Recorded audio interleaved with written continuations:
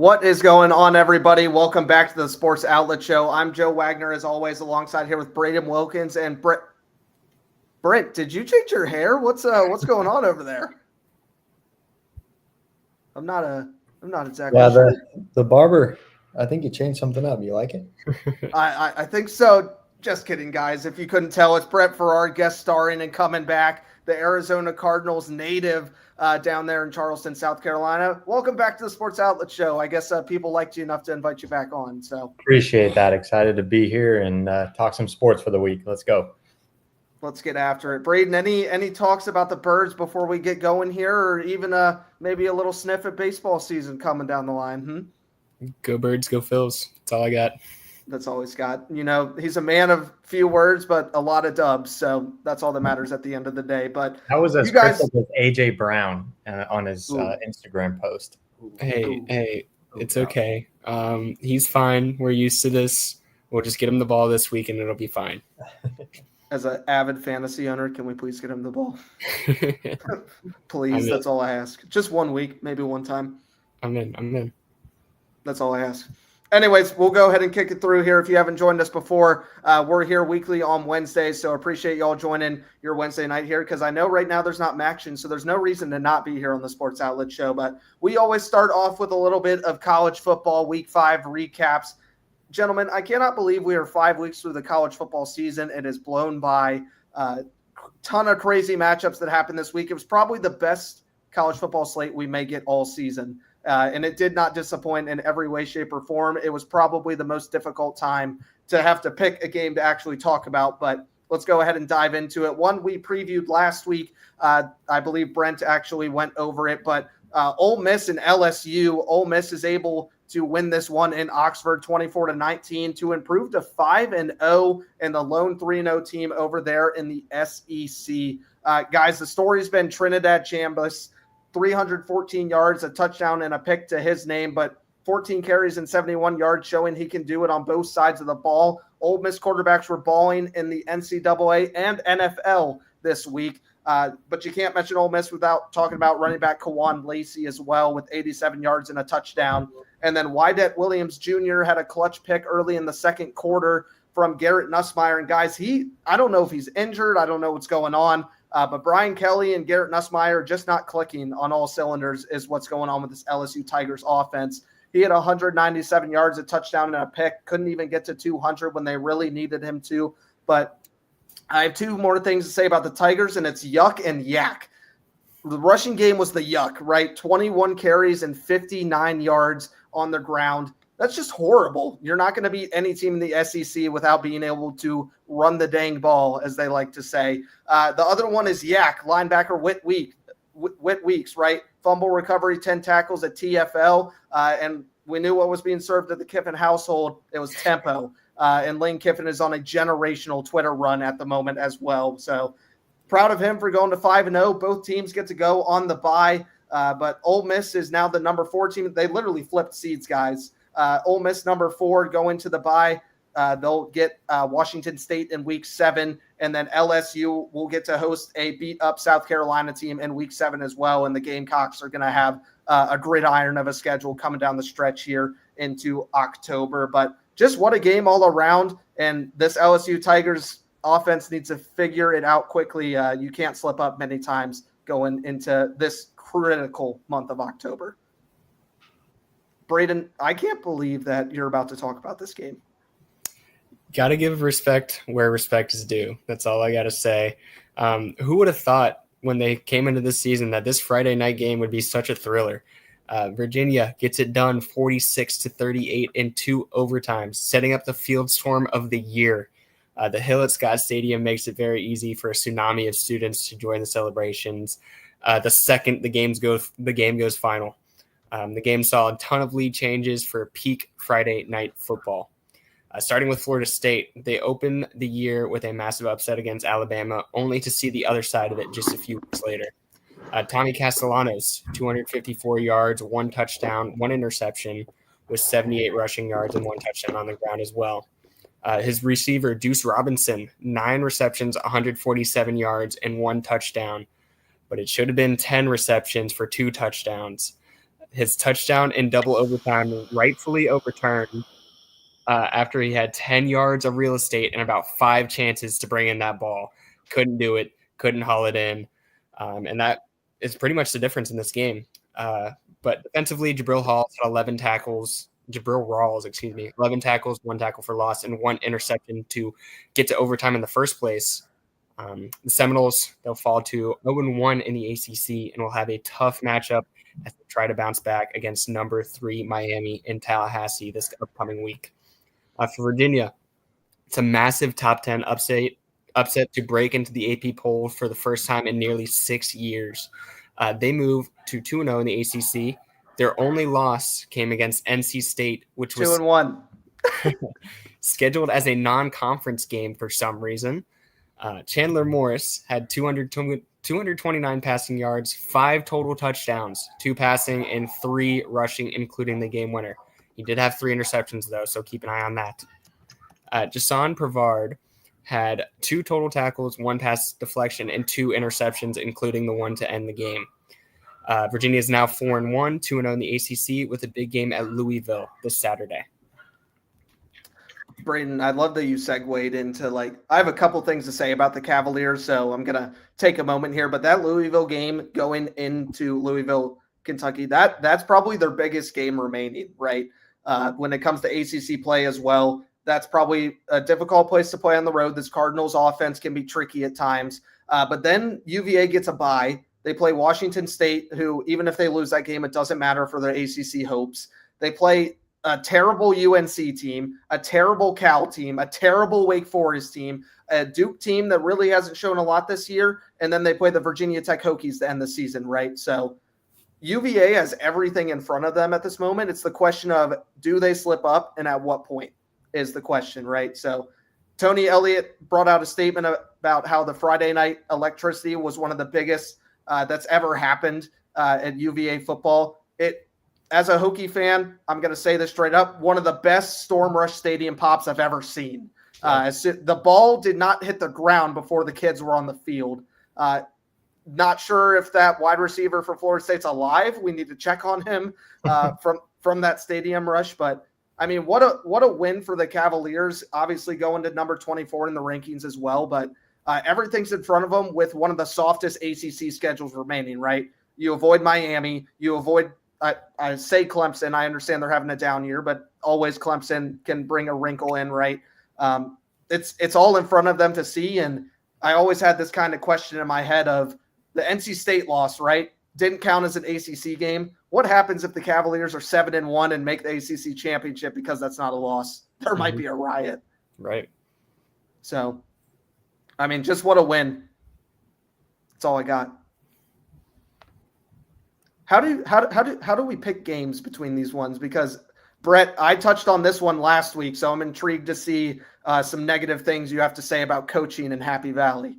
Yeah, definitely. I mean, I think from the start, obviously the Penn State whiteout is kind of the theme of this game, a top 10 matchup, and what was the crowd really going to do to affect? I mean, I think we saw that from both sides of both offenses. The crowd really kind of added that pressure. We really didn't see much from both offenses, both quarterbacks who were kind of in the Heisman conversation. It was tied 3-3 going into halftime, and we were really like, who's gonna step up and take this game home? And Oregon really did that, kind of heading into that fourth quarter. You really thought when they showed that clip of Dan Lanning looking back at his sideline, they scored that second touchdown to go up 17-3. He was like, this is done. This is our place. And Penn State didn't want to give up, which was surprising for a James Franklin team, and wanting to compete in the big games. But I think it was they showed how they can compete and how they can be in that college football playoff conversation. With tying the game in just 30 seconds to go, we're like, we have a game here. I wish it was like this the whole entire time. In the great words of Lee Corso, he's like, not so fast, my friend. They were right back in it, and we thought they were setting the tone right back in the first overtime with that 16-yard run to get them right into the red zone, or within the goal line for a score. And then Dante Moore from Oregon had that big 4th down conversion to get them another chance to tie it with a touchdown in that second overtime. And then going into that second overtime, that first play, 25-yard pass, you're like, oh, Oregon's got it back, got that momentum. And then we saw one play from Penn State and the game was over. So I thought it was kind of a testament to both programs, whether they were going to be kind of the choke of the century with going up big for Oregon in that 4th quarter and blowing it that quickly, or was Penn State's fan base really going to make an impact, which we didn't really see. So I thought it was a very back and forth kind of just the testament of college football with having the momentum on your side and how fast it can just flip. And we definitely saw that. Dylan Gabriel's successor, Dante Moore, was pretty impressive, had 3 touchdowns in that game, 248 passing yards, which I think needs to be considered still in that Heisman conversation. And you saw what it meant to Dan Lanning after the game, just in that post-game press conference. He was juiced up. He's excited for his team, and we'll see how long it carries within the Big Ten if they can make it to the championship. Hopefully this is a rematch. We'll see how Ohio State pairs up in the conversation, but I think we could potentially see this game really having an impact on the whole Big Ten for the rest of the season. That's for sure. And like talking about James Franklin and not being able to beat the big one, I've spent a lot of time on Twitter this week, just happened to be seeing a lot of things about Penn State. And they're talking about that 3-week stretch. They have a bye in there, so I guess 4, with Penn State traveling to Iowa, just a trap game in its own nature. Then they have to travel to Columbus, Ohio, in a game that they typically lose year after year after year. And then they get to host a rock star Indiana Hoosiers team back to back to back. So intriguing to see if Franklin drops 2 of those. That could be a really big problem. But maybe even with one, people are saying if they don't win that Ohio State game, that this team does not deserve to sniff a college football playoff appearance. So intriguing to see what Penn State can do. And Brett, I completely agree. Like Drew Allar, it's not looked like a Heisman candidate at all. And it's been disappointing for the Nittany Lions. If he could only play like he did for like the final 10 minutes of that 4th quarter, you were like, oh, this guy's legit. And then he switched. So we'll see. But I think Oregon's in a solid spot to be competing for the college football playoff with really just having Indiana, which they're going into a bye week this week and have all the time to prepare for Indiana. I mean, really, I think their only trap game is at Iowa, like you were talking about for Penn State. But I think Oregon is set up for success and they have it all together. It really, I think, matters if they're going to compete in the big games, which they had flashes of it in this one, but hopefully they're battle tested for the future. Braden, do you like money? I do. You seem to keep making it with a 6-2 record. Typically we have Brent and Braden go through 3 bets of each one, college football, NFL. They flip-flop each week. But due to some NCAA regulations, this guy Joe and this guy Brett, we can't give that advice out, but we can give hand signals maybe. It's not written. It's not written down, right? Braden, you're taking away all the gambling needs today for all the folks and the D-gens out there that need it. Yeah, I'm going to try, see what we can do. Last week, the only bet that did hit for me is the one that I was least confident in, the Jaguars money line. So we'll see how it goes this weekend. We're starting off with 2 college ones here. You'll get some NFL ones later on. I'm going to start off with Illinois minus 9.5 at Purdue. Illinois, after getting spanked by Indiana, losing by 53 points, they bounced back in a major way last week against USC. Fortunately, we don't have time to discuss that game in length, but it was a great game that ended on a game-winning field goal for Illinois. I have them riding that momentum and building to continue to improve this season and taking on a weaker opponent in Purdue. And then after that, I have UNLV minus 3.5 at Wyoming. UNLV is one of the teams firmly in position to compete for that group of 5 bid in the college football playoffs. And they should walk through this one by more than 3.5. I think the spread is very, very forgiving for them here. So they should run away with this one. I'm trying. I don't think it's that game, but Josh Allen, I'm trying to remember. He's going back to Wyoming for, okay, it's a November football game. I was making sure it wasn't that one, Okay, or I good to know. disagree. Good to know. So, Yeah, but Josh Allen is returning to Wyoming in November to get his jersey retired. So, good to know. We'll keep an eye on that stay one. away from the Cowboys game when that happens, right? So, I was about to say, I think he's got his mind busy this week. He's got a big opponent, so he's got a big game coming up. But that concludes week 5 a little bit. I mean, we could speak the entire length of the podcast. Like Braden said, we didn't get to cover Illinois and USC and a couple other marquee matchups, but we'll try and get another good slate here in front of you for week 6 on a couple to watch. Mentioning it earlier, Braden, the Miami Hurricanes and the Florida State Seminoles. Florida State's the reason that game day is not at this game in Tallahassee for this upcoming weekend. People are still upset about it, but when you lose to an unranked team, and that's no diss at UVA, like just when you lose to an unranked team, you're not going to get college game day 9 times out of 10. But again, they'll be at an SEC one that actually is on the slate later, so I'll leave that for them. But Miami, they have everything in front of them for the ACC, right? They're the top dogs. Clemson's out of the picture. Florida State drops one. If you can beat Florida State here, there is nothing in your path to an ACC championship bid, right? So Carson Beck, the Georgia transfer, right? 972 yards, 7 touchdowns, 3 picks. We say his name every week. He's in the Heisman conversation.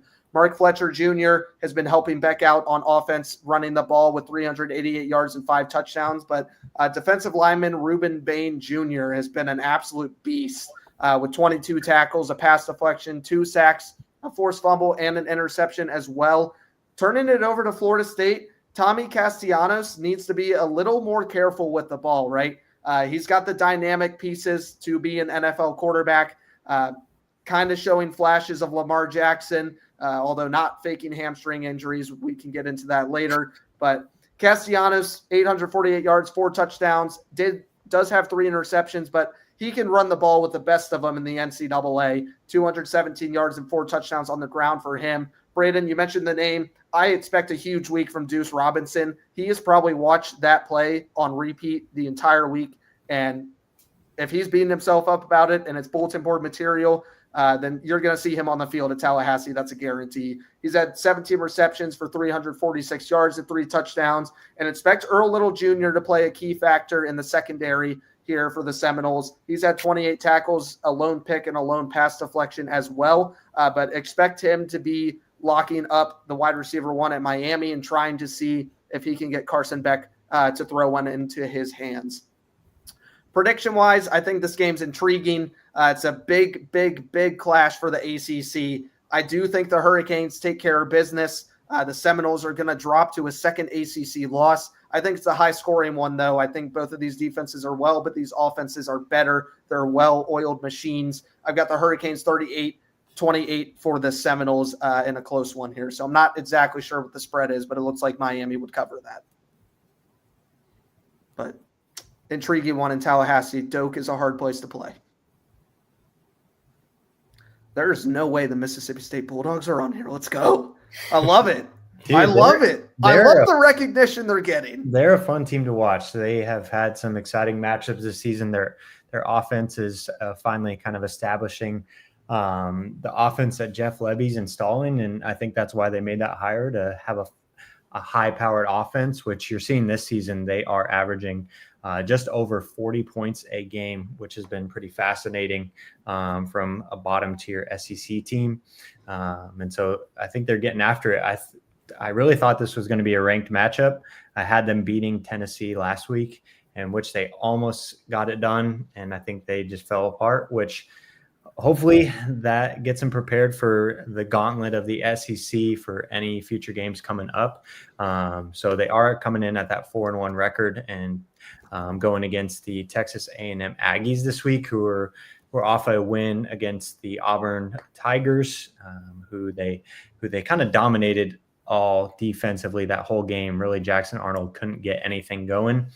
They made it close. Auburn did, with having a pick 6.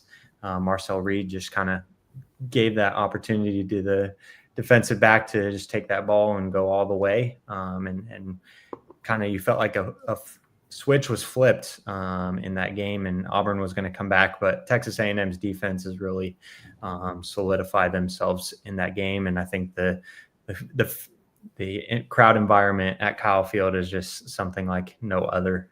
Hopefully can make it out to a game, because it just looks ridiculous how many people were packed into that stadium. But I think Mississippi State is going to come out firing for this game and make it competitive. I think they know that they can compete against the top dogs. They were right there in it with Tennessee. And so I think this is going to be a lot closer game than maybe people think. And my prediction for this game, Texas A&M is going to squeak this win out, but it's going to be a 24-21 victory. I just think that Mississippi State really has kind of their underdog mentality. They've been the bottom of the SEC for a while, and this is their chance to make a big statement and keep it close against a solid A&M team who's had some great victories against ranked teams this season. So I think Mississippi State is going to make themselves stand out with their high-powered offense, and hopefully will wake up A&M to kind of compete in the same way. And I think it'll be a great game at the end of the week that we'll be looking back on. I think about like the Bulldogs team and their story, and like talking about it almost kind of feels like a little Vanderbilt vibe is happening in Starkville, like with this team. And Jeff Lebby in year 2 has done exactly what you want a head coach to do with this offense and everything around the Bulldogs, right? But looking at like the Bulldogs schedule, Brett, if they find a way to win this one at Kyle Field, they get to go on a bye and enjoy it for the next 2 weeks. Then they get to play a Florida team that has just been poor this season. They get to host in Starkville Arch Manning and company with the Longhorns of the game. I really think they can win. And then they get to go to Fayetteville, Arkansas, and play a team that just fired their head coach. So a lot in front of the Bulldogs to be excited about. Honestly, one of my favorite stories in college football for them this season so far. But if Texas A&M can keep it rolling, they've been one of the hottest teams in the country. So I was really surprised that Texas A&M didn't jump OU coming off a bye week, and I felt like A&M kind of dominated that game. I mean, OU dominated Auburn too, but I think there was a little bit more domination from Texas A&M.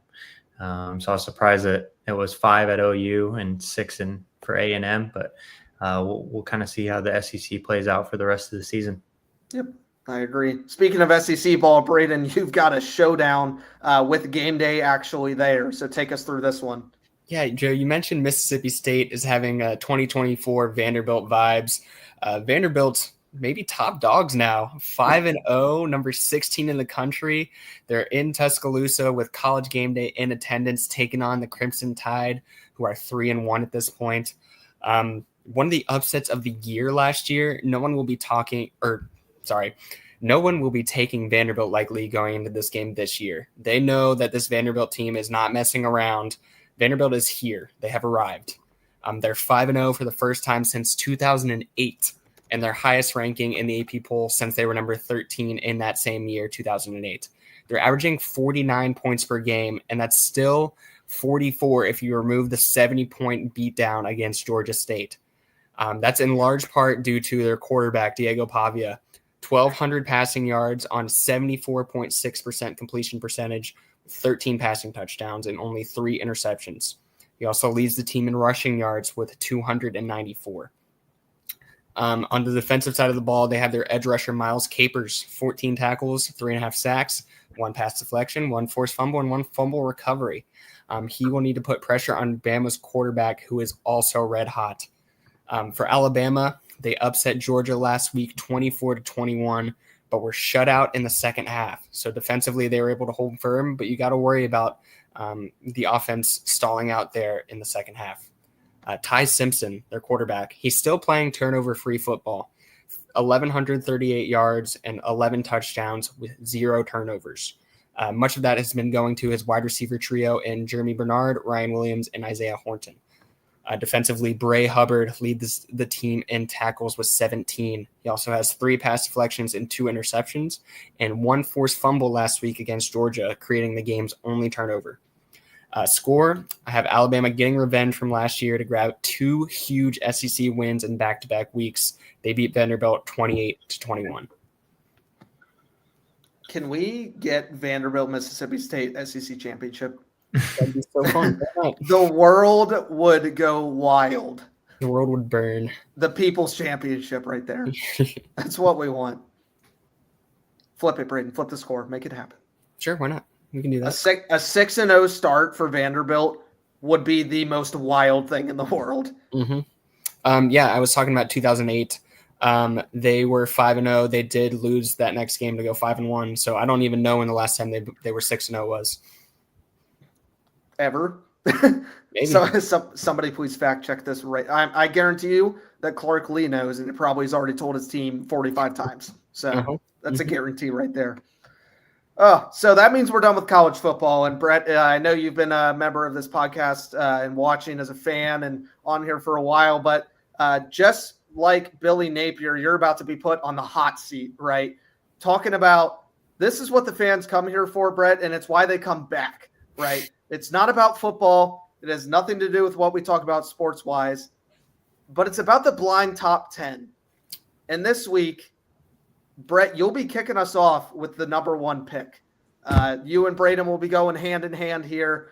Tried to leave this pretty open, but I am going to tear you apart a little bit because our blind top 10 is things you order at a Mexican restaurant. Pressure's on here. Pressure's on. This is exciting. There's so many good meals at a Mexican restaurant. I don't know where I'm gonna put them all, but we'll see what we got. You say meals, but I got an inkling that there might be some things more than just food on here. We'll see. Wording is a important thing, Mr. Braden. Wording is an important thing. Just one more time, it is things you order at a Mexican restaurant. That is the final hint you will get. Brett, at number 1, again, obviously these things can go in a variety of different ways. So a reminder to our fans out there is it is their interpretation of how they want it, right? So like last week we talked, I can't even remember what the top 10, Pixar movies. Okay, well, when we do food arrangements, right, when we do tailgate foods, it's how you like it prepared. When we talked about sliders, right? If they want pickles on it, ketchup, mustard, it's their interpretation. So go wild here, but your first pick, Brett, any way, shape, or form you want it on the rocks or frozen, you got the margarita. Oh, wow. I wasn't even thinking about that.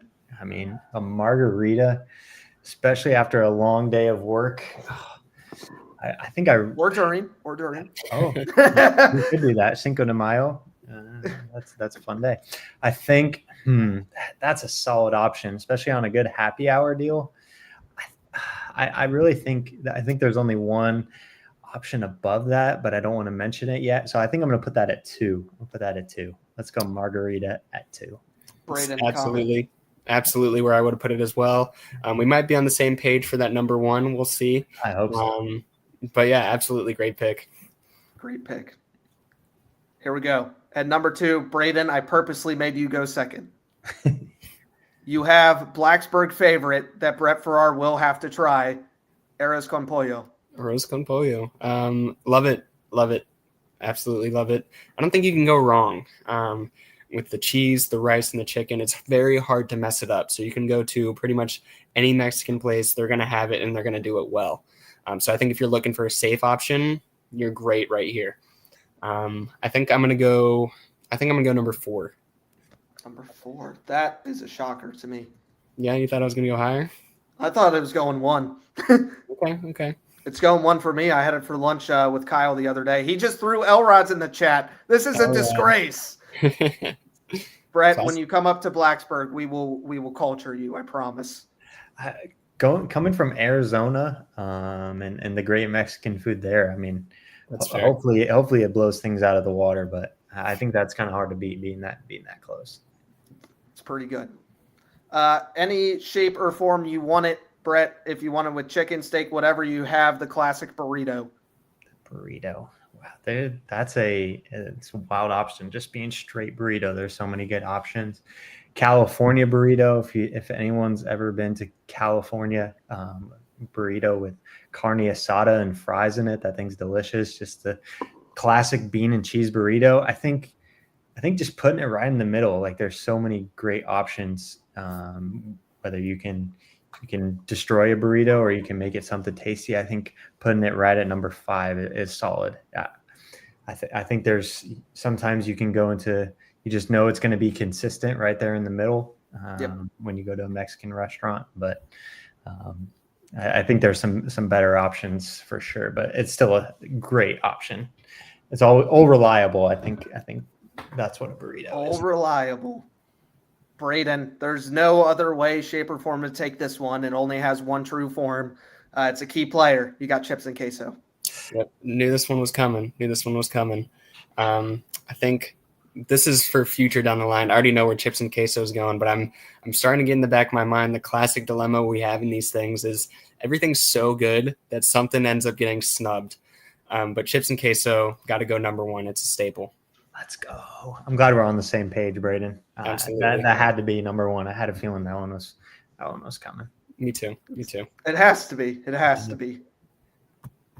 Brett, you got another key player. Big fan of mine. Big fan of my wife's, one of my wife's favorite meals, my mom's favorite meal. When it comes to Mexican restaurant food, you have the fajita. The fajita is a bold choice. I think if you're the type of person that doesn't like attention, everyone's looking at you when that food is coming out.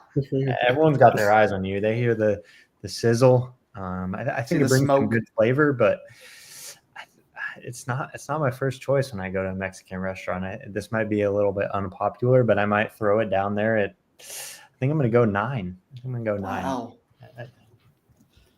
You're right. The attention that you get does. I don't need that when I go to a Mexican restaurant. I just want to be there, enjoy the atmosphere, and get on out. You don't like being the star of the show, Brett. No, I understand. It's fine. Not the star of the show guy. Braden, you're going. You need a healthier option, right? You got to pick the taco salad. Where's it going? Taco salad. Okay. I think that's more of I think I might get that when I go out to lunch at a Mexican restaurant, but it's definitely not going to be my first choice. If you're getting a margarita, you're probably not getting a taco salad with it. I think there's just so many good options when you go to a Mexican restaurant. So I think I'll slide in at number 10. Number 10. Mm-hmm. Hey, they make skinny margaritas, Braden. We can have both. You're right. We can have both. Brett, typically will be either beef, cheese, or shredded chicken. You have one of my fan favorites as well, the enchilada. Ooh. And I know that Brett makes a good enchilada. I love me some enchiladas. I think that's why I kept the number 3 spot open, if I'm being honest. We went to a Mexican restaurant the other day, and that's what I had to get. The enchiladas, verdes, green chili, chicken enchiladas. Lock me in for 3. Braden likes I think this is going to set up for some snubs. You might be right, Braden. 6, 7. It always happens. Braden, at number 8, you got to have a key player, right? Mm-hmm. The margs have been drank. The chips and queso have been eaten. Your favorite entree, your enchilada, your arroz con pollo, your burrito, whatever it is. It's time for dessert, and we have the churro. Oh yeah. I got to be honest, I wasn't even thinking about dessert when we first went into this list, but a good churro definitely hits the sweet tooth at the end of all this food and drink. So like you said, it's a key player. We might just, you know what? There's some other things coming. Put it in at 7. It's a solid. You got to think about the mess factor. All that cinnamon sugar. Oh yeah. I'm going to say this, like when I go out to a Mexican restaurant, I'm not ordering a churro, but if I'm going to a Mexican food truck, I'm destroying a churro. That's what's happening. That is what's happening. Disneyland churros, are they worth the wait in a long line? What are your thoughts? No. They're solid though. You can get some crazier things though. You're at Disney World. Yeah, that's fair. There you go. Like Brett, you have a key spot here with the number 9 because you're also placing a blind number 10. But you have, any way, shape, or form you want it, the quesadilla. I had a feeling this item was coming. I kind of hate that I slotted burrito in 5 now. But you learn your lesson. First time, rookie mistake. He'll be back. I think quesadilla at 6. Sorry, Braden, I'm leaving okay. you No, it's hung out okay. to dry at 8, but I think there's so many options you can do with the quesadilla. You can go straight cheese, you can go chicken, you can go beef, you can do it all. So yeah, you got options for the vegetarians among you. very true. Yeah. At number 8, the blind ranking is in. To conclude, when you think about Mexican food, guys, it's a staple. Yeah. Ring the bell. You got taco. Yeah. I was worried about that one coming a little late. Other than that, I think slap the taco up. I'm not super mad at all. Top 5, I'm content with. So I think it's okay. All I'm hearing is that when the next time the three of us gets together, all we need is chips and queso and a margarita, and we're good. That's what I see. Sure, why not? That's what I see. That's what makes the fiance happy, right? There you Chips go. and queso and a margarita, they'll be just fine. Give me a better date night. It's impossible. There's nothing better. It is pretty good. You can't miss. You can't miss. A nice Elrod's margarita. Oh, all right. I know what I'm doing this weekend. Yeah, I'm craving some Mexican food now. Yeah, see, that's the problem with doing food on here is like we did the tailgate one a couple weeks back, and I hadn't eaten dinner yet, and it was terrible. It was rough. It was rough out here, but thanks everybody. Again, let's make the joke, Braden. Thanks everybody for tuning in for the top 10. We'll see you next week for the 50th episode here at the Sports Outlet Show. We'll see you next time. Sports fans, welcome back to the show. We have a new segment here because we have a new guy with Brett joining us here on the weekly show. And nobody better to talk about baseball than somebody that just lived the heartbreak of it going into the wild card and playoffs. Brett, your baseball banter, take it away. Yeah, you touched it. You touched it perfectly. Being a Diamondbacks fan, they gave us some hope that we were going to get hot going into that final week. Players were excited, and the joy was just taken out. We had to play the Dodgers, and the Padres lost a game in extra innings to the Dodgers. I think that just was the nail in the coffin for the season. But I'll start it out with teams that are hot or not going into the postseason. You really saw the Tigers fall apart. They had an 8-game skid in the month of September. You thought they were going to pull away for the AL Central, had a solid lead, and the Guardians decided to take it back within that last week. They had a big series that final week, and the Guardians took over, so they were able to hold home field advantage. Dang. We just had a live update home run. It's the Sports Outlet Show. What else do you expect? Dude, I'm loving it. I am loving it. We've got a Red Sox fan in the chat. I think it's awesome that the Tigers and Guardians are still able to battle it out really and for the playoffs, which we saw like the game. It's been very low scoring in that series. I don't know if it's the Tigers offense or pitching's just completely different in the postseason. And we saw Skubal for the Tigers in the first game tie the Tigers postseason single game record with 14 strikeouts. He was wheeling and dealing. I know the Guardians pitcher was wheeling and dealing today too. I think through the first 2 innings he had like 5 strikeouts, so it was pretty fun to watch. The Mariners are another team to watch when it comes to being hot in the month of September. They were 17-8 and kind of took away from the Astros.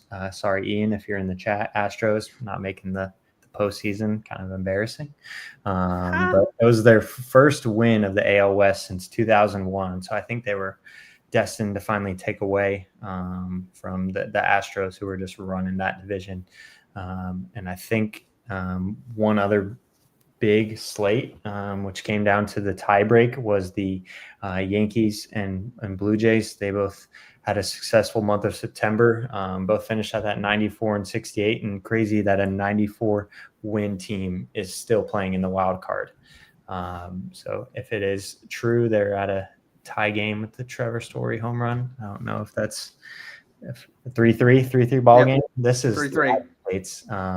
And one more big story going into the postseason. It came down to the last day.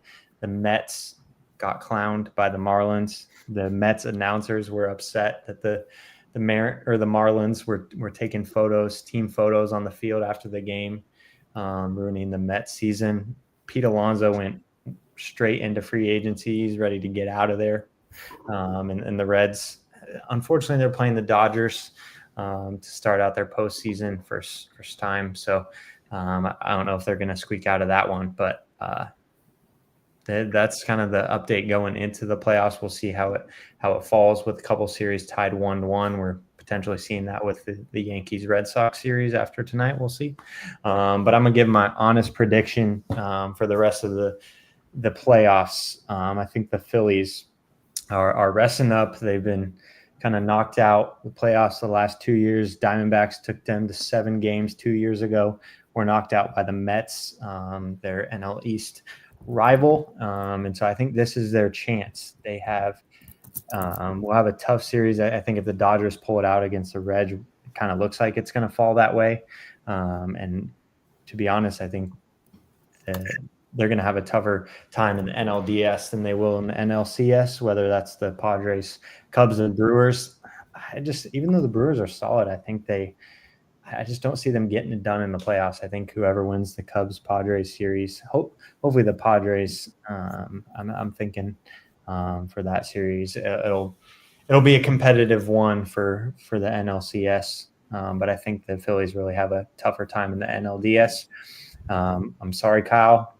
We're going the Yankees to pull out that series down 1-0 right now, but I think they'll get back into it, make it back to the World Series again, and hopefully not have to face the Dodgers. I'm predicting a 2009 World Series rematch where the Yankees won that year. But I'm thinking the Phillies, shout out for you, Braden. The Phillies I think are going to take it game 7. That's my honest prediction. I have a slight bias for a random dark horse. I want the Mariners. They took a lot of the Diamondbacks players during the trade deadline. Josh Naylor and Eugenio Suarez. So they're fun players to watch. And the Diamondbacks and Mariners have made many trades over the years. So they have a lot of our players. We have a lot of theirs. And if the Mariners made it, how fantastic would it just be? Headline, Big Dumper. MVP. Who wouldn't love a Big Dumper World Series MVP? So I'm here for it. As a sports fan, just seeing Big Dump, let's make it happen. Dark Horse Mariners. Cal Raleigh, MVP. I love it. Goodness, Philly just keeps getting rings, don't they? Besides the 76ers. Trust the process, though, besides the 76ers. Trust the process.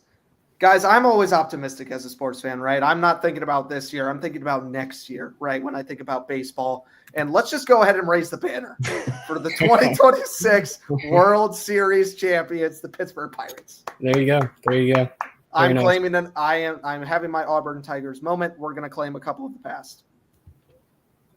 We won it. Sure. Why not? And if we don't get it, then I expect a really rough letter from Bob Nutting, our owner, saying why we deserve to win and that the refs didn't help. Sure. Sorry, going full Auburn Tiger. My bad. But anyways, Brett, thank you for bringing some baseball onto the podcast. You know, as a Paul Skin, what was that? You care to flash that again? What's going on there? Oh, it's my biggest nightmare. Yeah. Brett, I got to get out of my chair for this. I can't sit down during Joe's 2-minute drill. Have you watched the 2-minute drill yet, Brett? Are you familiar with it? I'm ready to see it live in action. Well, I tried to do everything in under 2 minutes, and the first time I did it, it was 3 minutes. It was embarrassing. I fell asleep crying every night, and I just didn't know what to do with myself anymore. But it's about how you bounce back. And Braden, I think I'm ready. So once I start talking about our first game, go ahead and get us started here. You ready? All right. Final breath. Let's do it. Steelers, Vikings, Guinness flowing, Rodgers throwing. Welcome to Ireland, everybody. The Steelers win this one 24-21 to improve to 3-1 with the Vikings falling to 2-2. DK Metcalf had a torch of a game, 5 receptions, 126 yards and a touchdown. It shows that comfort doesn't matter to win football games on airplanes. Carolina Panthers got embarrassed don't even want to talk about this game. Drake May looked well, 203 yards, 2 touchdowns to his name with a rushing touchdown as well. The Panthers team, this is just an abomination. Texans, Titans, another goose egg back-to-back weeks here. Falcons last week, Titans this week. Cam Ward literally used an expletive in a interview. He's probably going to get fined, but all that, and keep an eye out for Woody Marks. Falcons, Commanders, talking about this one. Bijan Robinson went off, 75 yards rushing, a touchdown, and 106 yards as well. Drake London looked well, ring the bell, 110 yards and a touchdown to his name. Bills, Saints, get away from the shocker. The Bills are able to win this one by 12 to send the Saints to 0-4, undefeated Bills 4-0. James Cook had 117 yards and 2 touchdowns. Eagles, Buccaneers, another great matchup. Eagles stay undefeated at 4-0. Dallas Goedert had 2 touchdowns, picked them up on fantasy. Devonta Smith, A.J. Brown combined for 4 receptions, 36 yards. What is going on? Lions, Browns, this one was a beatdown. Detroit did business. Amon-Ra St. Brown had 7 receptions, 70 yards. Flacco benched. Gabriel started. Shadur Sanders speechless. Keep going here with Jacksonville Jaguars 26, Niners 21. A big game for ETN, 124 yards, a touchdown. Purdy threw 2 picks, 2 touchdowns, 309 yards as well. Niners 3-1, Jaguars 3-1. Interesting moving forward. Last one here, Bears, Raiders, a 1-score win. Swift gets the game-winning touchdown with 1:38 left in the fourth. Ashton Genty exploded for 3 touchdowns total, 2 in the air and 1 on the ground. Bear down. Let's keep watching what happens in Chicago. Back to you, Braden. Very nice. Very nice. How do we think we did? I'm nervous. I think 206. No, not quite. We got it done today. Let's go. It's funny because I never rehearsed these. Those are some bars. You should become a rapper. You liked Guinness flowing, Rogers throwing. I did like that. Yeah. That went hard. That got me hyped. Yeah. I saw his face. He was like, I didn't know Joe had it like that. Hey man, I respect ripping it. Ripping it. I appreciate it, man. But I think my favorite part, I thought what I wanted to do, I wasn't sure what I was going to talk about, but Flacco starting, Flacco bench, Gabriel starting, and Shadur Sanders speechless. So yeah. If everybody's seen that so far, so yeah. But I have a bone to pick with Brent taking off for this podcast because, we watched this man in despair, right? Week 1, right? They get beat down. Not necessarily beat down, but just, the New York Giants, whatever, right? Then they lose. They lose to the Cowboys in one of the best games of the year. Then they lose again, and Russell Wilson he loves Russ, he hates Russ. Hates Russ, loves Russ, hate Russ. Jackson Dart comes up, right? And the Giants win a football game, and he's nowhere to be found. And he might be still celebrating, I think. Yeah, absolutely. 1 win, they'll take it. If I check his location and he's in the middle of the Atlantic Ocean, I know he's on a last-second cruise. He is celebrating the New York Giants winning the Super Bowl. Braden, you're going to talk about it since our boy isn't here to gloat. Yeah, congrats, Brent.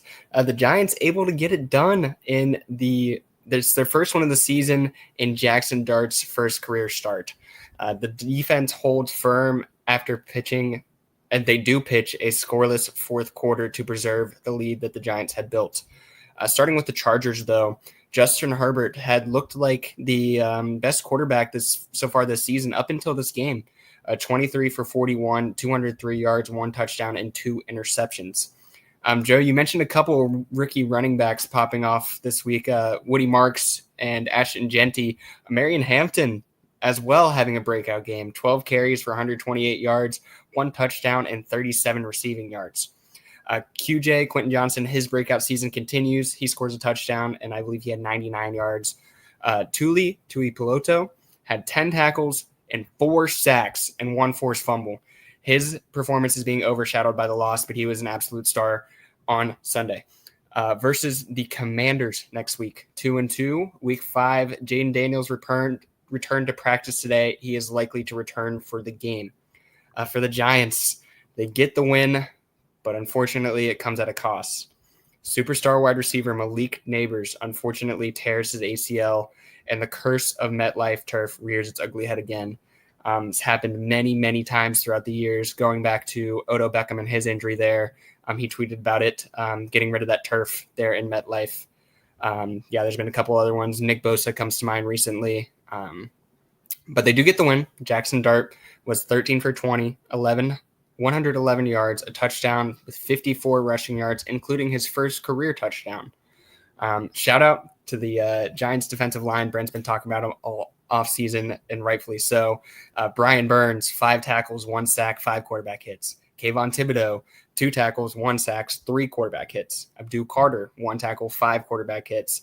And Dexter Lawrence, Sexy Dexy, 1 tackle for loss, 1 pass breakup, and an interception. The Giants take on the Saints in New Orleans at the Super Bowl next week. The Saints are 0-4. The Giants are 2.5-point underdogs in that game. So keep an eye on that.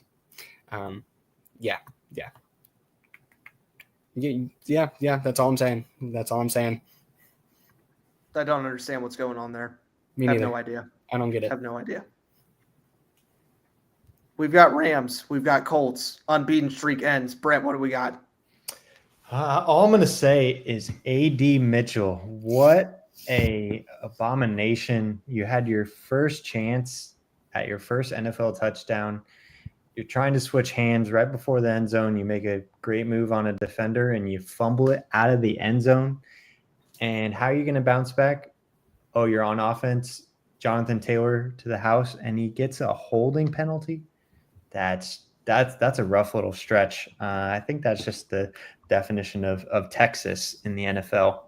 But the Colts had a chance to go 4-0. You saw that late game. They were kind of dominating. I mean, Rams didn't really make a move until the last couple minutes of the fourth quarter. They had a Puka Nacua touchdown. Colts had a chance, gave it right back to the Rams. And on defense, you just see Tutu Atwell streaking down the sideline, 88 yards to take that game right back over. So I think the Colts show that they can be competitive against some of these top teams. They just got to clean up the mistakes on defensively, offensively. I'm kind of curious. Do they need to practice running into the end zone with the ball? Like, the teams need to do that now. There's so many times that you see receivers dropping the ball before the end zone, and it gets called back and really hurts the team. So you would think that the Colts still are in a great spot. They play the Raiders this week, and I think that hopefully they'll run away with their division. It's competitive with the Jaguars taking down the 49ers this past week. Both teams at 3-1. But we'll see kind of how Indiana Jones takes his team throughout the whole season. And then for the Rams, they have a short week against the 49ers. I don't know if you saw the tweet today. The 49ers wide receiver room is banged up.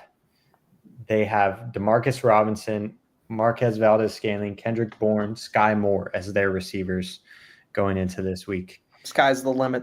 Juwan Jennings is out. George Kittle's been out. Like, what? Ayuk has been out. Like, who are they going to rely on? Luckily, they have Christian McCaffrey, former Panther, right, Joe? I saw that he's on pace for like 1,200 receiving yards, and that makes me even more angry to have A.J. Brown on my fantasy team.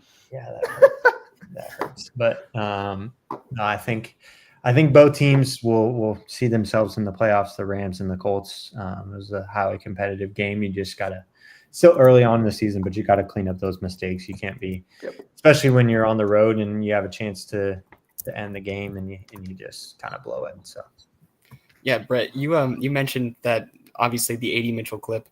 How does this keep happening? Like, I remember the first one I saw, Deshaun Jackson did it for the Eagles and when he was in college at Cal. How is this not shown in like every skill position meeting preseason every single year? It keeps happening. I don't get it. I do not get it. No awareness. Mm-hmm.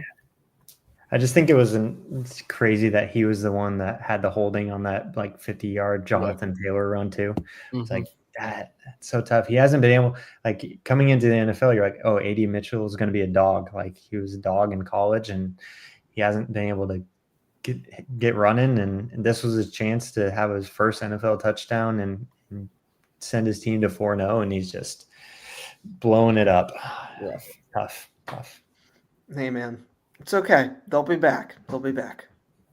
Speaking of a team that might be back, the Kansas City Chiefs just dominate on offense, a 37-20 win over Baltimore. And I don't understand what's happening with the Ravens, like, at all. I mean, I'll break it down here in a minute. We'll talk about the champs, right? With the runner-ups. Yeah. Runner-ups. Yeah. Runner-ups. We'll talk about Patrick Mahomes, who looks like an MVP, 270 yards and 4 touchdowns. Hollywood, Juju, Pacheco, and Thornton all scored touchdowns for him. Drew Tranquil, the linebacker, has just looked fantastic. He led the teams in tackles last week, as well as had a fumble recovery. And then Baltimore. Oh, Baltimore, what is going on? Not just in Baltimore, but the AFC North in general. The Steelers are 3-1 going on the bye week. So they're living life up in Ireland, right? Had a good time. They're coming back home on their economy plane. Doesn't matter what they fly in. It builds culture, I guess. Minnesota was too comfortable, I guess, on the flight over to Dublin. But, I mean, the Browns, right? Talking about Dylan Gabriel's going to be starting, and intrigued to see what he can do with the Browns. The Browns have a really good defense, so let's not knock them yet at 1-3. The Bengals are 2-2 and a joke. If you watch the post-game pulse from Monday night, they just got destroyed by Bo Nix. I mean, they're not doing anything unless they get somebody under center, and Zach Taylor needs to figure it out. Jameis. We've been trying to say it. We've been trying to say it. They need a backup in case Dart goes down. That turf is unforgiving. It's unforgiving. Man, I miss Neighbors already. And then you have the Ravens, who Lamar Jackson's hurt, I guess. I mean, there was conspiracies about it. It's been confirmed post-game. I saw a lot about how, like, he had ice or whatever was wrapped not even on his hamstring. I'm not a doctor. I just read Twitter, right? So Lamar Jackson's hurt, and he's not going to take a poop, right? He's actually hurt. So enter for the 988th time Cooper Rush for a different team, right? Cooper Rush, I feel like we say his name every year. It's either him or Tyler Huntley that will be taking snaps under center. So Derrick Henry fantasy owners, enjoy 45 carries and 300-yard games plus 2 fumbles. That's what you're going to need week in and week out from the King. So I don't understand what's going on in Baltimore. Lamar went 14 for 20, 147 yards, a touchdown and a pick. He also lost a fumble. Zay Flowers has been a bright spot, 7 receptions, 74 yards, but not even talking about Harbaugh, not talking about Lamar, not talking about this offense. I'm talking about this defense that is supposed to be the best defense in the NFL from this offseason trades, right? They were the biggest hype in fantasy football across the NFL. They were in the AFC North, and where defenses besides the Bengals seem to dominate year after year. Let's go down memory lane. Week 1, they give up 41 points to the Bills. Week 2, they give up 17 to the Browns. Honestly, that's pretty bad. It's Cleveland. They give up 38 points to the Lions, and they give up 37 points to the Chiefs. Guys, I looked it up. The Baltimore Ravens have given up the most points in the NFL. That's crazy for being how much hype was behind their defense to start this season. I cannot let's go through this, right? I'm literally typing in the depth chart. We'll talk about it. All I'm going to say while you're pulling that up is the best thing of the season, Tyler Loop, Arizona Wildcat. Shout out. He's been so consistent, replaced Justin Tucker perfectly. And that is fair. I think that's been the most consistent thing they've had all season. I'll just read a couple names for you. I won't go through the whole roster. Roquan Smith, Dog. Kyle Van Noy, Dog. Nate Wiggins, Dog. Kyle Hamilton, Dog. Malachi Starks, Dog. Marlon Humphrey, Dog. Yeah. I understand they've been playing some of the best offenses in the league, but they host the Texans this week, and if they give up more than 30, I'm going to lose my brain cells. The few that I have, right? Chiefs get to travel to the Jags for Monday Night Football. Ravens will host the Texans here in Week 5.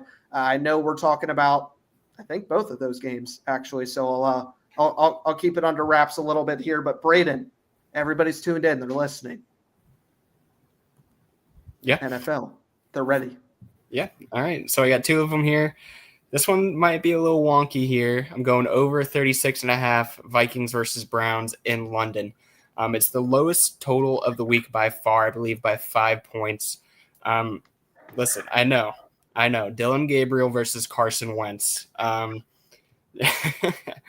Yeah, I just think it's such a low point total. You really don't need to do much. The Browns have such a good defense, but I feel like Carson Wentz still has a little bit of magic in him at times, and maybe, just maybe, he'll throw a couple defensive touchdowns as well. So you don't need too much to get to 36.5 there. This one I'm super confident in. The Buccaneers plus 150 at the Seahawks. I just think this line is backwards. I think the Buccaneers should be favored here. They're 2.5 point underdogs, and I just think the line's backwards. That's all I got to say on that one.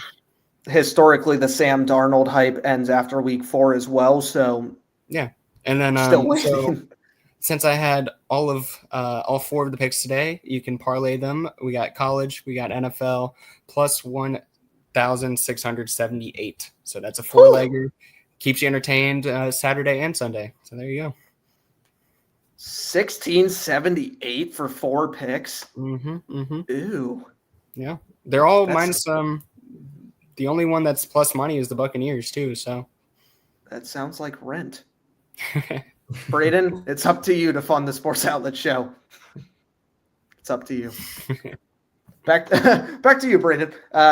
Let's kick it over to week 5, and then we got some survivor picks, and we'll send you guys out here on your Wednesday night. NFL week 5 games to watch. We have an AFC showdown that Brett wanted to highlight between the Patriots and the Bills. Yeah, you touched on an AFC showdown. I think the Bills have come out hot, obviously, 4-0 in the final 2 4-0 teams, the Buffalo Bills and the Eagles. Shout out for you, Braden. But I think the Bills are going to come out. They're going to be styling, just coming out on the field. They have their icy white rivalry uniforms this week. I saw the video of them putting the white Buffalo Bill logo on the helmet, and I'm not even a Bills fan, nor do I know any. And I'm like, those are clean. So I think just coming out with that swagger in your uniform is legit. The Bills, the last couple of years, have been dominant at home. They haven't lost at home since 2023 to the Denver Broncos, which has been impressive. And they're 3-0 at home this year. Josh Allen has looked in MVP fashion again. He has almost 1,000 passing yards, 7 touchdowns passing, and 3 rushing touchdowns this season. And I just think he's on a generational run again. And hopefully will find his way to another MVP. The Bills offense surprisingly has been very dominant with not having the wide receiver. If you look at the depth chart, the wide receiver talent, Khalil Shakir, Keon Coleman, how are they getting it done? Josh Allen is just him. You'll see former top wide receiver coming back in a little homecoming game. Stephon Diggs is back. Stephon Diggs isn't the same as what he was when he was on the Buffalo Bills, but he might play with a little juice in him. Maybe he looks like it against Carolina. Maybe he'll get going. Maybe he'll get going. We'll see. But Drake May has been balling this year. Especially last week, 2 passing touchdowns, a rushing touchdown. We talked about it earlier. We'll see. He's got a big game. Is he going to put them over the top and send Bills to their first loss this season? I don't think so. I think the Bills come out in their dominant fashion. They're averaging over 30 points a game. I think they get it done 34-17. And that's what I got. They're going to be dripped out and winning in fashion. I honestly don't know, with the AFC East in particular, if the Bills are going to lose a game this year. Yeah, the Jets, abysmal. The Miami Dolphins, and abysmal, especially. And Patriots, they're close enough. They're just not the same as they used to be. I saw a video of all the Jets head coaches the last few years, and they just look so defeated. Just like I still see Aaron Glenn dancing down the sideline in week 3. I don't know what you're talking about. that was legendary. And That was still awesome. And then they lost. Yeah. That was awesome, dude. Braden, I'm glad you touched on it, so I'll be brief here as well with this one. But Tampa Bay, Baker Mayfield, 8 touchdowns and a singular pick. When Baker's having fun playing football, the rest of the NFL is having fun playing football, unless you're a Longhorns fan, right? And anyone that he ever destroyed in the Big 12. But, I mean, Chris Godwin came back and had a return. Mike Evans is having some injury concerns. He'll still get to 1,000 yards, but he's having some injury concerns. But, dude, I feel like every week we say it, but I feel like I have to again. Emeka Egbuka has just been dynamite for this offense. Like, they were already great, and Egbuka made them fantastic. 18 catches, 282 yards, and 4 touchdowns. He finds the end zone every week, and it's just got to be a nightmare for defenses playing this Bucs team. Evans has a left hamstring injury. Bucky Irving had an ankle foot injury and played the whole game. So cause for concern, but Rashad White fantasy owners, stay tuned on Bucky's status. But I mean, even with injuries, they have people backfilling the position that are starters. So this Buccaneers team is dangerous. The Eagles got a really good win over them last week. Seattle, like I said, Sam Darnold effect. He's had 905 yards and 5 touchdowns. And Jackson Smith and Jigba has just been phenomenal as well, right?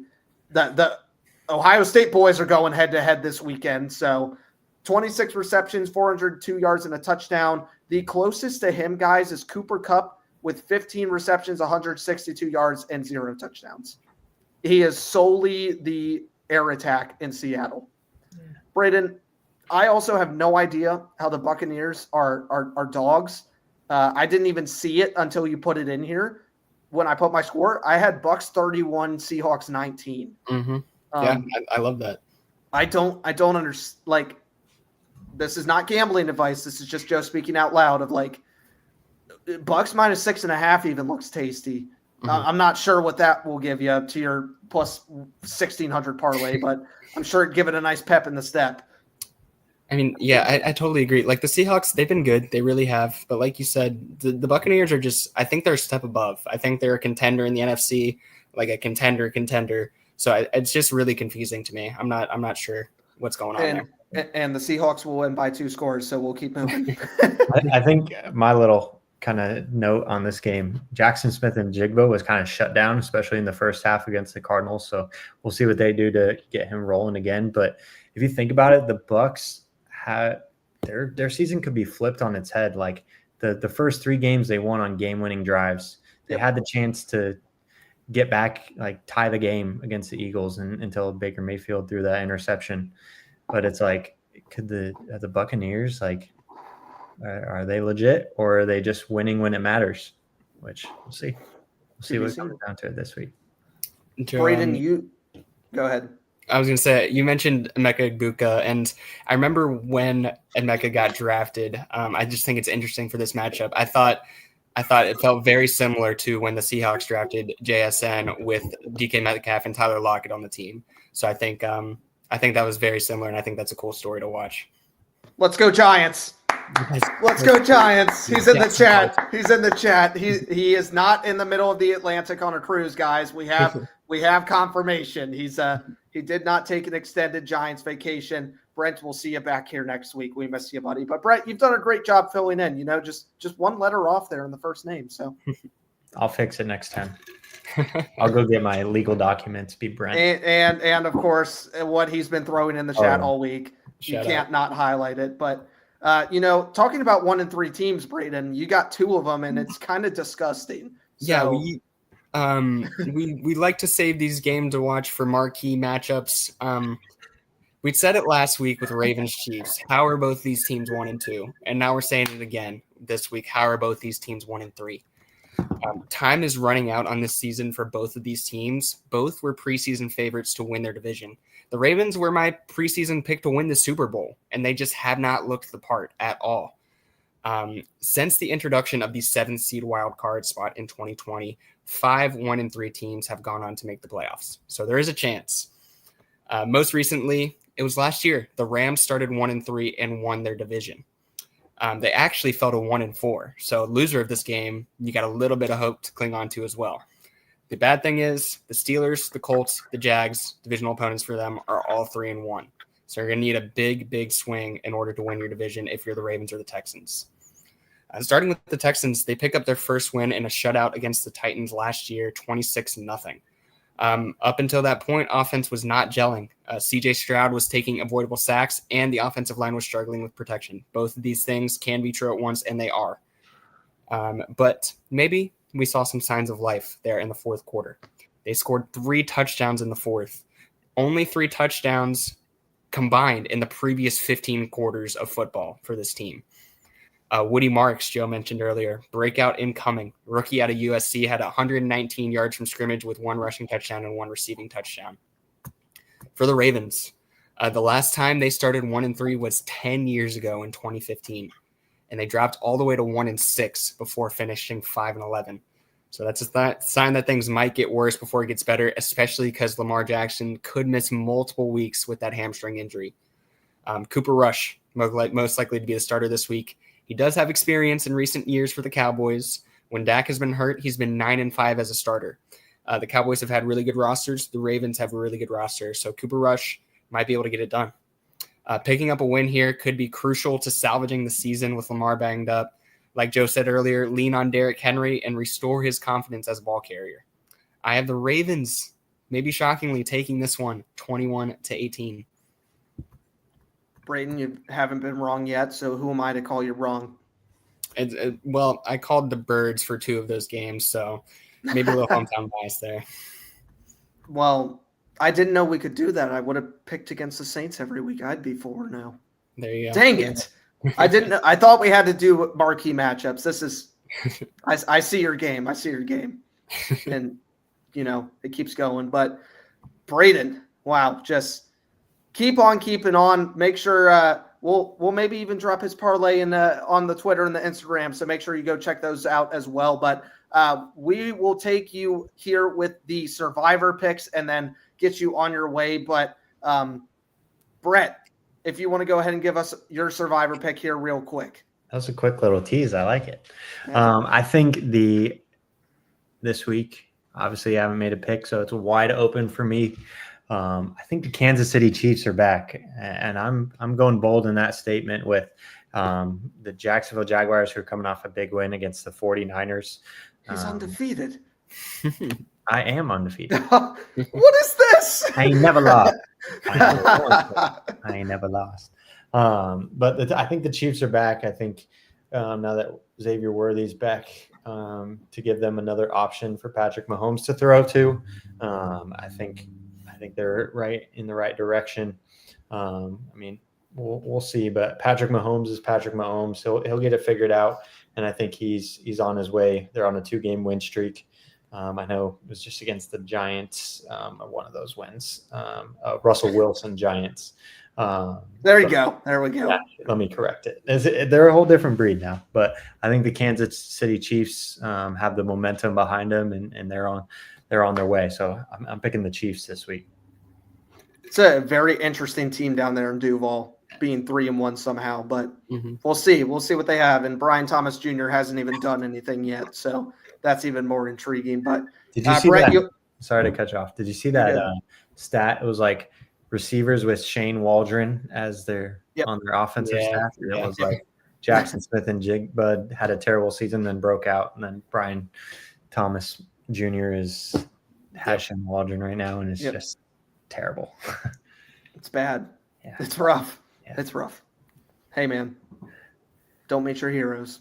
Anyways, keep on keeping on here. Brett, you'll love this one, but it's more about who they're playing versus the team itself. But K1 is going to get a dub over the Titans.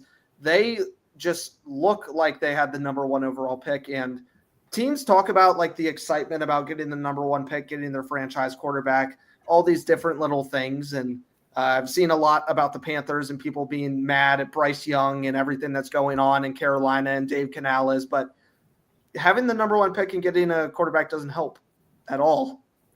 At all.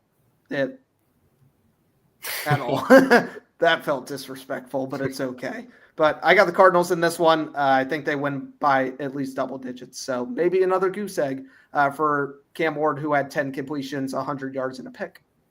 Cardinals had some breaking news today with Trey Benson going on the IR too. So we'll see what their run game looks like. They said that they're going to switch up their offense and not do this 3 tight end set that they've been doing. They want to hopefully give Marvin Harrison a better chance in the offense. And I think with not having a run game, I think this is their opportunity to do so. So I like the pick. I know the Titans fans are already trying to get their head coach out of there, who's on his second year of the team. Yep. So Brian Callahan's not a big fan in Tennessee. Yeah.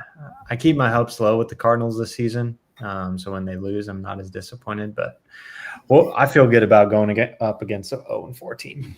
Let's hope we don't have to clip that on social media after. Hey man, all their fans will be in Tuscaloosa this week watching Vanderbilt. So very true. There you go. Braden, close us out with an actual undefeated record. Yeah, I'll be quick here. Indiana Jones took a bit of a step back to earth last week, but they are still in 3-1. They still have Jonathan Taylor, and they're taking on the Raiders, who have looked pretty terrible aside from week 1. They're 1-3. Geno Smith, bad week last week. So I have the Colts bouncing back here and taking on this one pretty easily. It's a good game for them to bounce back on. Keep the ball into the end zone, right, Brett? Yep. That's all you got to do. That's all you got to do. Hopefully they're practicing it this week. I would think so. I'm sure it's been on replay. If I was the coach, I'd put that play on the locker room TVs on rerun. That's how you tick off your wide receivers. That's criminal. That's how you do it. Sometimes it works. Sometimes it works. Brett, thanks for hanging out with us here tonight and taking time out of your busy schedule to join us on the Sports Outlet Show. Your spot is always held for draft day. That's kind of your bread and butter with us, but who knows? Could be coming back next week. Oh, next week. Speaking of next week, cannot believe we're here, but next Wednesday, 10/8, 7 o'clock Eastern Standard Time, the best standard time to close that debate for all sporting events, all time events, everything. It's the common era sporting time. So there you go. 7 o'clock Eastern Time for our 50th episode on YouTube. Braden, I did even more digging than that.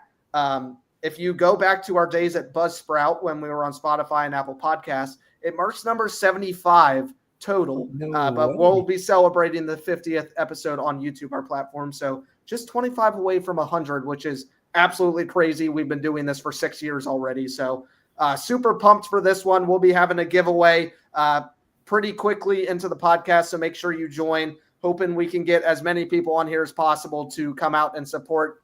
We just love and appreciate our fans that come in every Wednesday now. Love making this weekly content for you. We'll have guest stars out the wazoo. They will be everywhere. People you've seen before, maybe people you haven't. So make sure you come in and check it out. But we'll be doing giveaways. We'll be doing top 10. We'll be doing everything for you here next Wednesday. And who knows, Brett might come on and talk about the Cardinals. If they get the win, maybe I will. If not, I'll be off the grid. He'll be in the Atlantic Ocean on a cruise with a not jacket. On the coat. cruise, I'll be off the cruise ship. He'll still be in the Atlantic Ocean. So, either way, shape, or form, enjoy your vacation, Brett. But seriously, appreciate y'all joining on here with us tonight. We'll see you next week for the 50th episode. It's going to be a major one, so make sure you mark your calendars. Keep it blocked off, and there's no college football or any football on Wednesday night, so what better way to spend it than with the Sports Outlet Show? But we'll see you next week, 10/8 at 7 o'clock, 50th episode. But with that, we say good night and see you next week.